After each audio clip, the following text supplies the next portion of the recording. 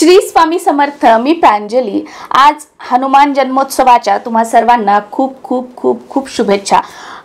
बरेच जण म्हणजे जवळजवळ 80-90-99% लोक म्हटलं तरी हरकत नाही की हनुमान जयंती या नावाने आपण ओळखतो किंवा हनुमान जयंती म्हणतो, पण हनुमानजींचा जन्म उत्सव हनुमान जन्मोत्सव म्हणून आपण या हनुमान जयंतीला म्हटलं पाहिजे। कारण का की हनुमानजी हे चिरंजीव आहेत, ते म्हणजे एकमेव असे देवता आहेत की ते चिरंजीव आहेत असं म्हटलं जातं। आणि जिथे जिथे रामकथा सुरू असते, रामचरितमानस सुरू असतं, तिथे ते साक्षात उपलब्ध असतात असं म्हटलं जातं। आणि त्याचबरोबर बघा, जेव्हा आपण 100 वेळा हनुमान चालीसाची सेवा करतो तर त्यावेळेला ती सेवा जी आहे ती रात्री 8 नंतर केव्हाही आणि सकाळी सूर्य उदयाच्या अगोदर, म्हणजे सकाळी आपण जास्तीत जास्त म्हणू शकतो की ब्रह्ममुहूर्तावर जर आपण सुरू केली आणि 7-8 वाजेपर्यंत संपवली तर अतिशय उत्तम। दुपारचा जो कालावधी असतो तर त्यावेळेत करू नये असं म्हटलं जातं। का म्हटलं जातं? कारण हनुमानजी जिथे रामकथा सुरू आहे, जिथे रामचरितमानस सुरू आहे, तिथे ते हनुमानजींच्या सेवेमध्ये असतात, रामकथा ऐकत असतात। त्यामुळे आपण 100 वेळेस हनुमान चालीसा किंवा बजरंग बाण ह्या ज्या सेवा आहेत त्या दुपारी करू नयेत असं म्हटलं जातं। म्हणजे एक सांगितलं जातं बघा, आता पाळणाऱ्याला सगळं काही आहे, नाही पाळणार, पण मी जेव्हाही म्हणजे आता मंगळवार शनिवार जी 100 वेळा हनुमान चालीसाची सेवा करते ना ती रात्रीच करते। मी अजून ब्रह्ममुहूर्तावर वगैरे केली नाही, रात्रीच केलेली आहे, 8च्या नंतर केलेली आहे। पण आणि ज्यांनाही म्हणजे करायची असेल तर असं म्हटलं जातं की करू नये। त्याच्यामुळे एखादी गोष्ट समजा आपल्याला माहीत झाली आणि मुद्दामून जर ते आपण करत असेल तर ते चुकीचं आहे। तुम्ही जर मानत नसाल तर मग काही त्याला विषय नाही की आपण करू शकतो, पण मला समजा कळालं की ही हनुमान 100 वेळा हनुमान चालीसा म्हणायची असेल तर ती रात्री 8 नंतर म्हणावी आणि मी मुद्दामून चला काही होत नाही आणि मी सकाळी दुपारी म्हटलं तर हे कुठेतरी चुकीचं आहे। मनाला पटत असेल तर ठीक, पण मनाला कुठेतरी वाटतं की नाही हे चुकीचं आहे, मग आपण जे ऐकलेलं आहे की बाबा असं असं करावं त्यावेळेमध्ये करावं। मग ते का, कसं, कशासाठी ह्या गोष्टी सोडून द्यायच्या। जेव्हा या गोष्टी आपल्या मनामध्ये येतात तर त्यावेळेला समजायचं की आपण या गोष्टी मानत नाही, मग तुम्ही केव्हाही करा, काही हरकत नाही। हे झालं। आणि दुसरा एक सर्वात मोठा प्रश्न येतो जेव्हा 2 पौर्णिमा येतात त्यावेळेला की जो आपण प्रत्येक महिन्याला पौर्णिमेचा सत्यनारायण करतो तर तो कोणत्या दिवशी करावा? कारण जेव्हा ही पौर्णिमा येते तेव्हा हा प्रश्न जो आहे, ही कमेंट जी आहे ती खूप वेळा येते। मी तुम्हाला याचं ना प्रॉपरली म्हणजे उत्तर सांगते की तुम्हाला कधी कोणाला विचारायचीच गरज पडणार नाही। जेव्हा 2 पौर्णिमा असतात, समजा आता समजा उद्या पौर्णिमा आहे तर उद्याची पौर्णिमा ही आज दुपारी 3-3:30 वाजता सुरू झाली आणि उद्या दुपारी ती 3-3:30-4 वाजता संपणार आहे किंवा 2:30-3 वाजता संपणार आहे। म्हणजे आज दुपारी सुरू झाली, उद्या दुपारी संपणार आहे। म्हणजे आज 3 वाजता सुरू झाली म्हणजे आज प्रदोष काळामध्ये पौर्णिमा तिथी आहे। मग आपण काय करू शकतो की आज आपण संध्याकाळी, आज 3 वाजता 3-3:30ला पौर्णिमा लागली तर आज संध्याकाळी प्रदोष काळामध्ये आपण सत्यनारायण करू शकतो। ज्यांना आज जमला नाही ते उद्या सुद्धा करू शकतात प्रदोष काळामध्ये। का करू शकतात? कारण आपल्याकडे जी सूर्याने पाहिलेली तिथी असते ती उदय तिथी मानली जाते, ती खरी पौर्णिमा मानली जाते। त्यामुळे तुम्ही उद्या सुद्धा करू शकता, भलेही ती दुपारी 3-3:30-2:30 वाजता संपत आहे, पण ती सूर्याने बघितलेली आहे। म्हणून आपल्याकडे पौर्णिमा तिथी कोणती मानली जाते? जी सूर्याने बघितली आहे ती उद्याची। मग तुम्ही उद्या सुद्धा करू शकता। पण बऱ्याच जणांचं असं असतं की नाही, आम्हाला जी पौर्णिमा तिथी आहे त्या तिथीमध्ये सत्यनारायण करायचं आहे, पण आज तर करणं शक्य झालं नाही।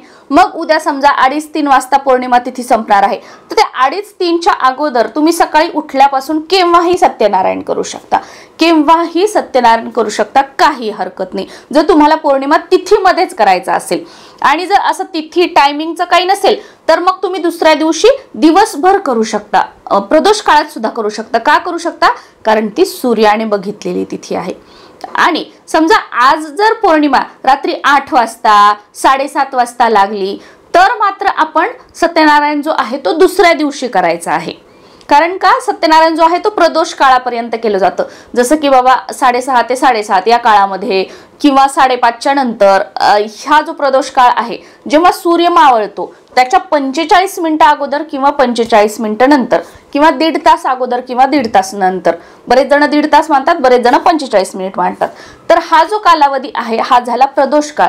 तर या वेळेमध्ये सत्यनारायण करण्याला विशेष महत्त्व आहे। पण शक्य नसेल तर आपण समजा 3 वाजता वगैरे पौर्णिमा लागली तर या वेळेत करू शकतो. आणि रात्री समजा आदल्या दिवशी आता 7:30 8:30 ला लागली तर मग दुसऱ्या दिवशी दिवसभर पौर्णिमा तिथी आहे सूर्याने बघितल्यानुसार मग दिवसभर आपण कधीही करू शकतो. हे कन्फ्युजन आपण दूर झालं. आता आज आहे पौर्णिमा, चैत्र पौर्णिमा, त्याचबरोबर हनुमान जयंती. आपल्या घराची ओरा बघा, आपलं जे आभामंडल आहे ते क्लीन असेल, आभामंडल जर आपलं सकारात्मक असेल तर आपल्याला त्रास होईल का? होणार नाही. त्याच पद्धतीने आपल्या घराची एक ओरा असते, आभामंडल असतं.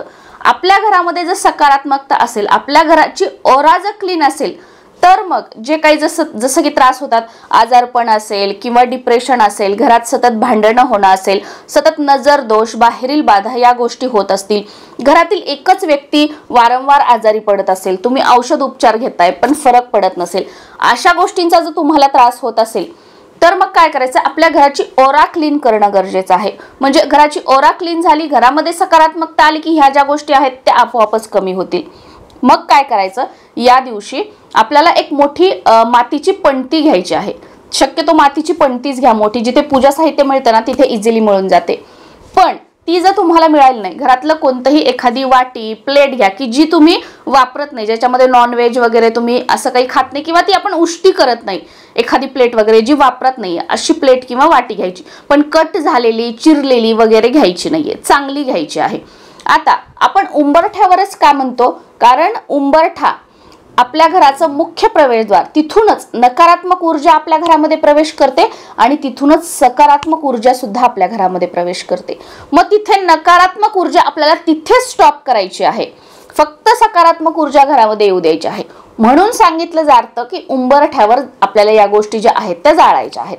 आता उंबरठ्यावर जाळायच्या म्हणजे कशा? बऱ्याच वेळेला हा प्रश्न येतो, उंबरठ्याच्या बाहेर किंवा उंबरठ्याच्या आत किंवा उंबरठ्यावर ठेवून.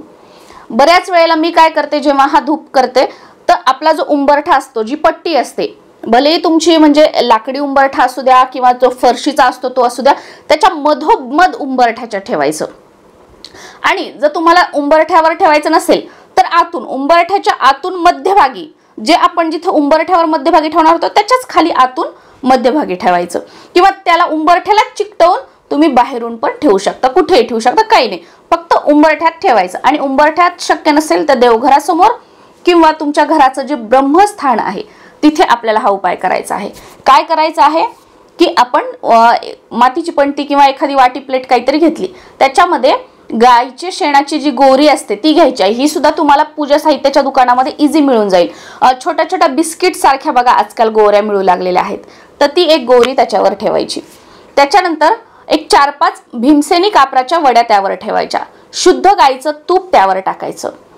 5 लवंगा टाकायच्या, समोर फुल असलेल्या 5 लवंगा टाकायच्या. 2 हिरवी इलायची जी असते आपली, जी विलायची वेलदोडा जे म्हणतो ते टाकायचं. एक तेजपत्ता घ्यायचा आणि अगदी चिमूटभर आपल्याला जे आपलं हे असतं का दालचिनीची जी पावडर असते ती टाकायची. आता तुमच्याकडे दालचिनीची पावडर नसेल तर दालचिनीचा छोटासा तुकडा टाकला तरीही चालेल.